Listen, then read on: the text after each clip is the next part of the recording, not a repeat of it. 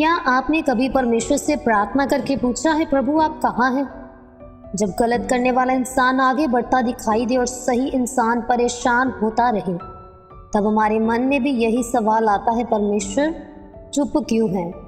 भजन संहिता 10 अध्याय की शुरुआत बिल्कुल इसी सवाल से होती है। दाऊद परमेश्वर से पूछता है कि आप दूर क्यों खड़े हैं? दुष्ट लोग कमजोरों को दबा रहे हैं, घमंड कर रहे हैं और ऐसा व्यवहार कर रहे हैं जैसे उन्हें परमेश्वर को कोई हिसाब नहीं देना। लेकिन इस भजन संहिता की 10 अध्याय की सबसे खूबसूरत बात यह है कि दाऊद अपने परेशानी पर रुकता नहीं, वे अपनी नज़र फिर से परमेश्वर पर लगाता है। तो आज हम भजन संहिता 10 अध्याय से 3 बहुत ज़रूरी बातों को सीखेंगे। जब परमेश्वर चुप दिखाई दे तो क्या करें? दूसरा, दुष्टों की सफलता देखकर हमारा विश्वास क्यों नहीं टूटना चाहिए?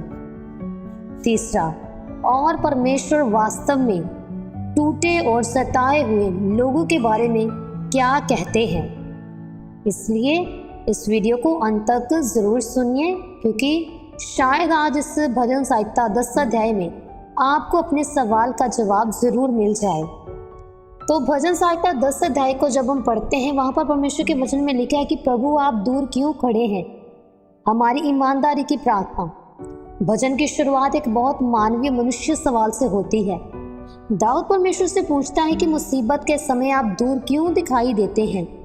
यहाँ एक बहुत बड़ी सीख है। विश्वास रखने का मतलब ये नहीं कि हमारे मन में कभी सवाल नहीं आएंगे।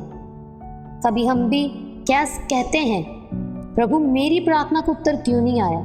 मैं सही रास्ते पर हूँ फिर भी इतनी परेशानी क्यों है? प्रभु गलत लोग सफल क्यों दिखाई देते हैं? प्रभु आप मेरी परिस्थिति को बदल क्यों नहीं रहे? तो दाऊद इन सवालों को छिपाता नहीं, वे अपनी परेशानी परमेश्वर के सामने रखता है। यही सच्ची प्रार्थना है। दुष्ट व्यक्ति की सबसे बड़ी समस्या क्या है? भजन संहिता 10 अध्याय में दाऊद केवल दुष्ट व्यक्ति के कामों की बात नहीं करता, बल्कि उसके हृदय और सोच को दिखाता है। वह सोचता है कि उसे किसी को जवाब नहीं देना पड़ेगा। यानी समस्या केवल गलत काम करना नहीं है। सबसे खतरनाक स्थिति तब होती है जब मनुष्य गलत काम करके भी यह मानने लगे कि उससे परमेश्वर को कोई हिसाब नहीं देना। तो आज की जिंदगी में भी ऐसा ही दिखाई देता है। कभी कोई व्यक्ति दूसरों को धोखा देता है फिर भी खुश दिखाई देता है। कोई कमज़ोर व्यक्ति का फ़ायदा उठाता है, कोई अन्याय करता है और हमें लगता है कि इसके साथ कुछ गलत क्यों नहीं हो रहा। लेकिन भजन संहिता 10 अध्याय हमें याद दिलाता है कि दिखाई देने वाली सफलता और परमेश्वर की दृष्टि में सफलता एक जैसी नहीं होती। तो ये इस भजन का बहुत सुंदर हिस्सा है। गरीब और कमज़ोर व्यक्ति को परमेश्वर कभी भूलते नहीं हैं। दाऊद उन लोगों की बात करता है जो कमज़ोर हैं, जो सताए जाते हैं और जिनके पास अपनी रक्षा करने की ताकत नहीं है। यहाँ हमें परमेश्वर का हृदय दिखाई देता है। दुनिया कमज़ोर व्यक्ति को नज़रअंदाज कर सकती है, लेकिन परमेश्वर नहीं। अगर आज कोई व्यक्ति अकेला है, अगर कोई आपके साथ अन्याय कर रहा है, अगर आपकी आवाज़ कोई नहीं सुन रहा, तो इसका अर्थ ये नहीं कि परमेश्वर ने आपको नहीं देखा। हो सकता है इंसान ने आपकी बात ना सुनी हो, लेकिन परमेश्वर ने आपकी पुकार को सुना है। दाऊद शिकायत से विश्वास की ओर जाता है। यहाँ वीडियो में हम देखते हैं कि आप इस वीडियो में ध्यान दीजिए, भजन की शुरुआत सवाल से हुई थी, लेकिन दाऊद सवाल में फंसा नहीं रहता। यही इस पूरे भजन की खूबसूरती है। हम भी कभी कभी अपनी परिस्थिति को इतना देखते रहते हैं कि परमेश्वर को देखना भूल जाते हैं। दाऊद अपनी नज़र फिर से परमेश्वर की ओर करता है। वह परमेश्वर से न्याय करने के लिए कहता है। इसका मतलब है, प्रभु मैं खुद बदला लेने की कोशिश नहीं करूँगा, आप न्याय के परमेश्वर हैं। तो सबसे बड़ी सीख क्या है? परमेश्वर देख रहे हैं। परमेश्वर हर व्यक्ति को देख रहा है। भजन संहिता 10 अध्याय का एक मजबूत संदेश ये है कि परमेश्वर हमारी परिस्थितियों से अनजान नहीं है। कभी कभी हमें लगता है कि परमेश्वर चुप है, लेकिन चुप्पी का मतलब अनुपस्थिति नहीं होती। ये अगर परमेश्वर अभी चुप दिखाई दे रहे हैं तो इसका मतलब ये नहीं कि परमेश्वर काम नहीं कर रहे। हम समय देखते हैं, परमेश्वर पूरी कहानी को देखते हैं। हम आज देखते हैं, लेकिन परमेश्वर अंत को देखते हैं। शायद आज इस वीडियो को देखने वाला कोई व्यक्ति ऐसी परिस्थिति में है जहां उसे लग रहा है कि उसके साथ अन्याय हुआ है।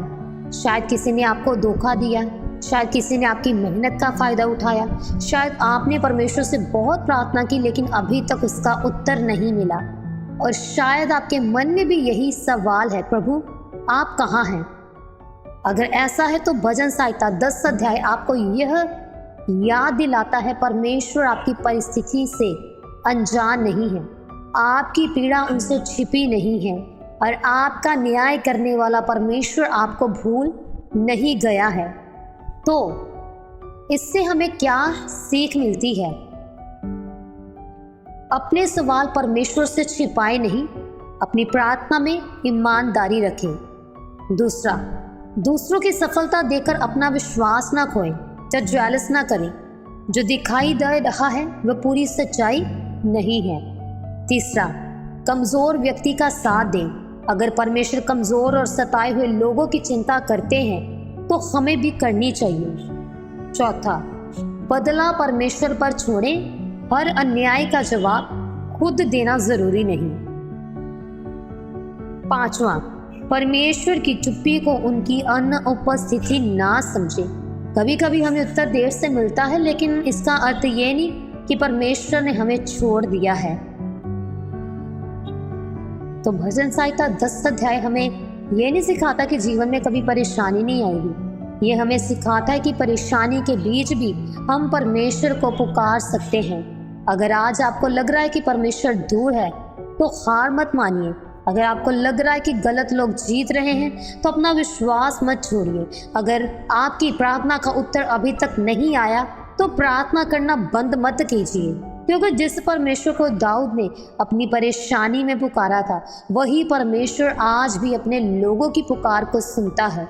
परिस्थिति चाहे जितनी भी बड़ी हो, आप अपनी नज़र परिस्थिति पर नहीं परमेश्वर पर उठा कर रखिए। अगर आप भजन संहिता को सिर्फ पढ़ना नहीं बल्कि समझना और अपने जीवन में लागू करना चाहते हैं तो हमारी भजन संहिता सीरीज को ज़रूर देखिए।